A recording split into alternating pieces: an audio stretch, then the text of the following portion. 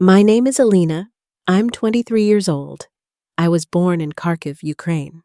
I lived with family, my parents and brother. We had a dog. His name was Bim.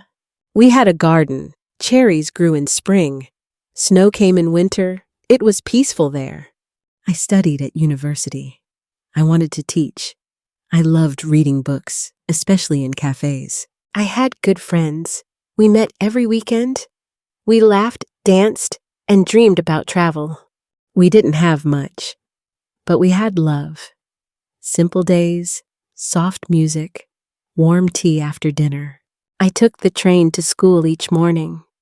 I watched people talking and the sun rising. My city was busy.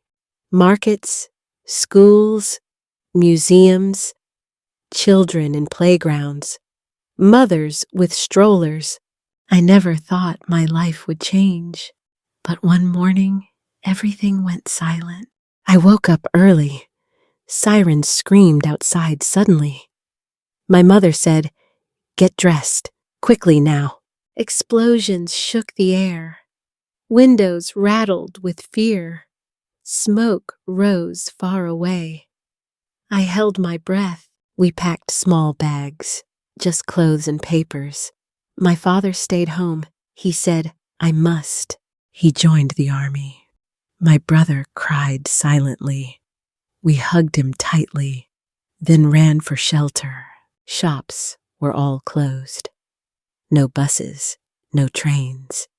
People moved like shadows, eyes full of fear.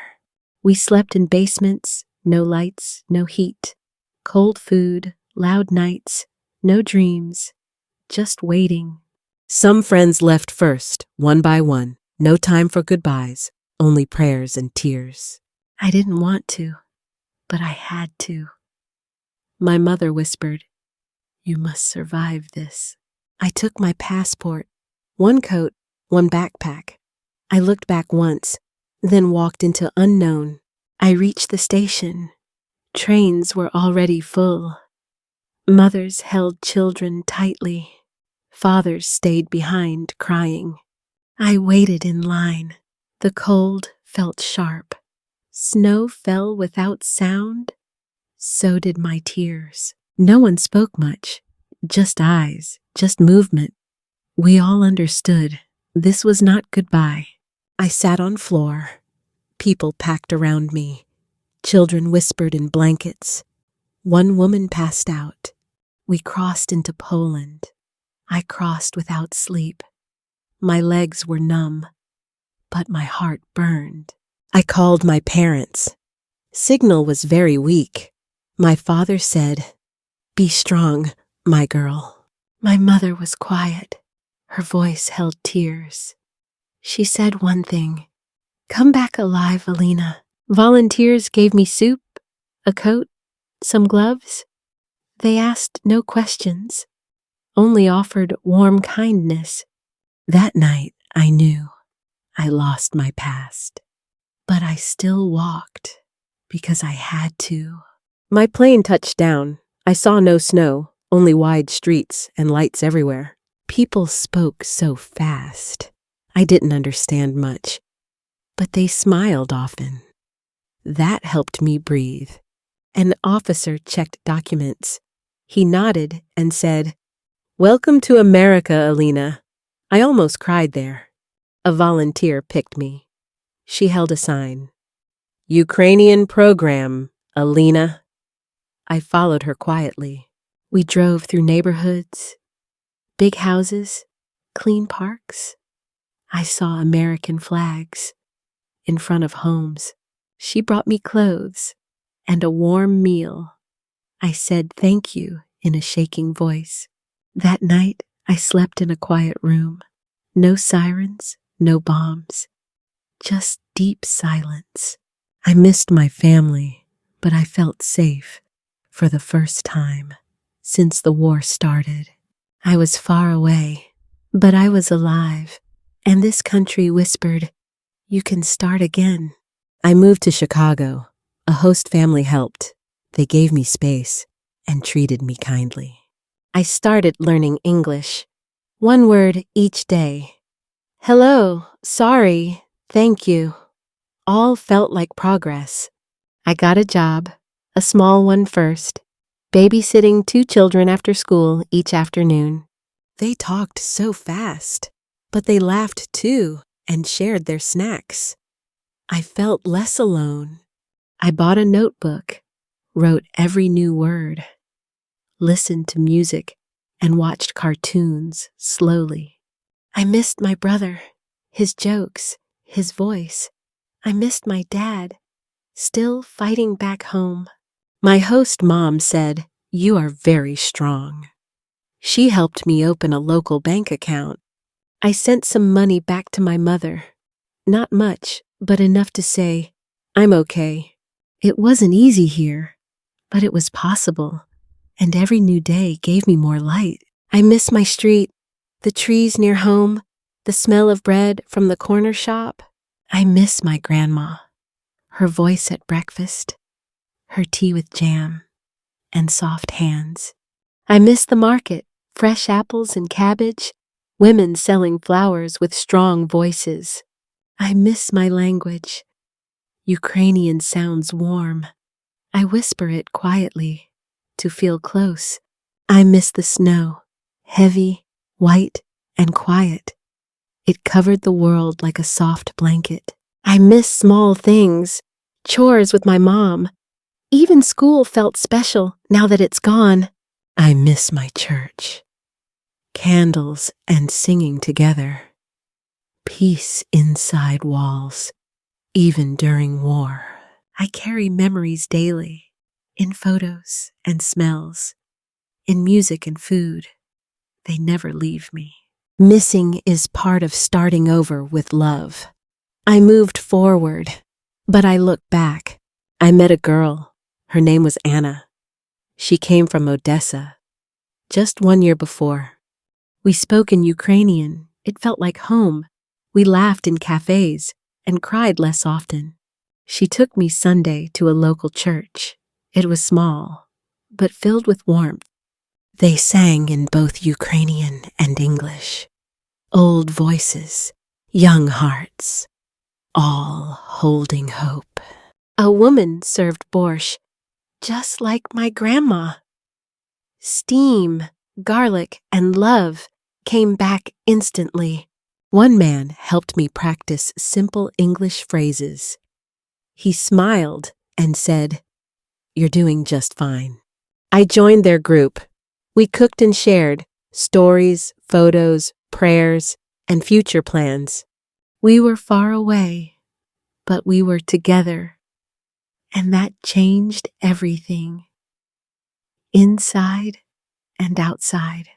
I still missed home, but I felt seen, not a stranger, but part of something. I want to study. I dream of nursing. Helping others feels right, especially during pain. I found free classes at a small college. I go at night after my work ends. It's not always easy. Some words confuse me, but I keep trying, page after page. I want to help other people like me, those who left home and started from nothing. I started saving money, a little each week. One day, I hope, to bring my mother. I want a place, a quiet, small apartment, books, tea, and peace. That would be enough. I also want joy, to laugh without guilt, to feel safe without watching the sky. These dreams feel possible, not just far ideas, but real steps that I can take. I left everything behind, but I found purpose. Now I walk forward with something to build. I speak Ukrainian daily, at home and church, with Anna and others. It keeps me grounded. I cook our food, borscht, dumplings, sweetbread. My kitchen smells familiar, like my childhood days. I light a candle every Sunday evening, for peace, for strength, and for my father. I wear my bracelet, blue and yellow thread, My mother made it. Before I left, I watch the news. I check each headline. One part of me still lives back home. I keep old photos in my small drawer. My family, my school, my favorite tree outside. I write poems sometimes in my native language. They speak of silence and seeds still growing. I don't feel lost. I feel divided inside. Half here, half there. Both parts are me. I left my country, but it walks with me in voice, memory, and everything I do. I didn't plan this. I never imagined leaving. But life changed suddenly, and so did I. I crossed many borders. I faced fear alone, but I kept walking because I had to. I moved to survive, but I stayed for peace. Now I wake up without fear inside me. I have new routines: work, study, quiet moments. Small things bring joy, like warm coffee shared. I still cry sometimes when I miss home, but I smile too because I'm building something. This country gave space. Not everything, just enough. Enough to breathe, to grow, to begin. People here helped me, not with big things, but with kindness, and that changed everything. I moved to America, and I found purpose, not just safety, but a reason to live. My name is Alina. I'm from Ukraine. I carry my past, and I walk forward. What did you think of Alina's journey? Have you ever moved to another country? What would you take with you if you had to leave your home? What part of her story touched your heart the most? Tell us in the comments. We'd love to hear your story too. If you felt something while watching this video, and if you enjoy real stories told in simple English, please like this video, share it with someone who needs hope, and don't forget to subscribe to the channel for more. Thank you so much for watching. We'll see you in the next story. And remember, sometimes we don't choose the journey, but we can still choose how we walk it.